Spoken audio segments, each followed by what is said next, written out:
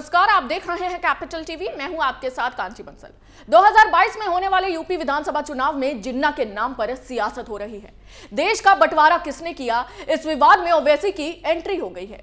मुस्लिम vote bank के लिए अखिलेश यादव और समाजवादी पार्टी ने इस विवाद की शुरुआत की। ये कहा कि जिन्ना गांधी, नेहरू, पटेल जैसे महापुरुष हैं, लेकिन ओवैसी ने इस मामले में ऐसा बयान दिया है जिससे सेक्युलर पार्टियों की बोलती बंद हो गई है।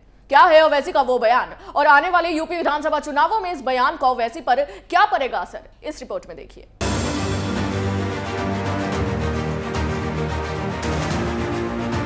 यूपी चुनाव में कहां से हुई जिन्ना की एंट्री। जिन्ना पर ओवैसी ने कसा जोरदार तंज। देश के बंटवारे के लिए कौन है जिम्मेदार। यूपी की सियासत की लड़ाई इस हद तक बढ़ गई है कि सभी पार्टियां समीकरण की राजनीति करने में व्यस्त हो गई हैं। एक बार फिर से यूपी की सियासत में जिन्ना और देश के बंटवारे का मुद्दा उठा है और ये मुद्दा और किसी ने नहीं बल्कि अपने विवादित बयानों से चर्चा में रहने वाले असदुद्दीन ओवैसी ने उठाया है।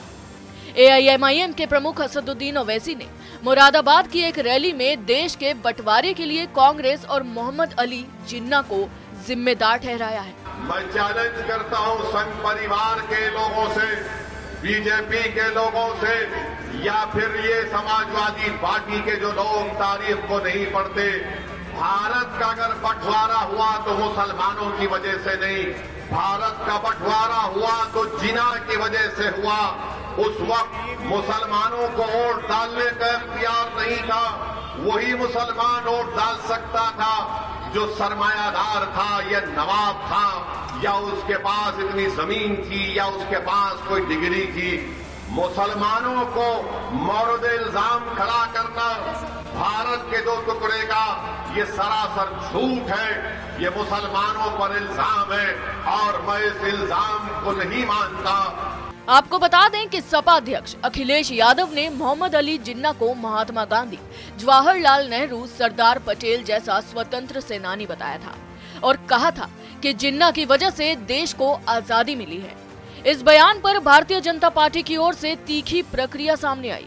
हालांकि अखिलेश यादव ने साफ कर दिया कि वो अपने बयान से पलटने वाले नहीं हैं। इसके बाद समाजवादी पार्टी के नेताओं ने भी जिन्ना को महान बताना शुरू कर दिया। लेकिन आज इस एआईएमआईएम के मुखिया असदुद्दीन ओवैसी ने ऐसी बात कह दी जिससे यूपी की राजनीति में खलबली मच गई।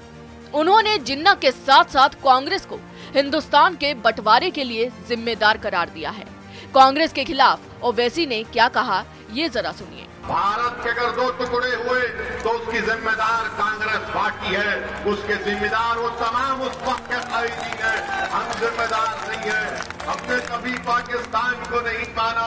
अरे हम तो भारत को अपना देश मानते आए हैं और मानते रहेंगे। उन्होंने दावा किया कि बंटवारे में मुसलमानों का कोई रोल नहीं था। ये वो लोग हैं जो चुनाव में जनता का ब्रेन वॉश करने के लिए किसी भी हद तक जा सकते हैं। ये लोग वोट बैंक की राजनीति करने के लिए जिन्ना के नाम का इस्तेमाल करने से भी परहेज नहीं कर सकते।